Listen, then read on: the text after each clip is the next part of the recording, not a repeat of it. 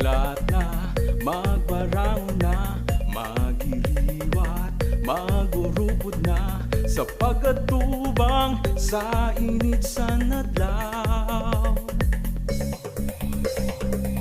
Alahiwag na, ipaila na, ibandera, mga kaayuhan, magbiririyo, mga orgulyo sa lungsod. Mga bata ng edad ng kabayan kalalakihan, mga ilaw sa lungsod.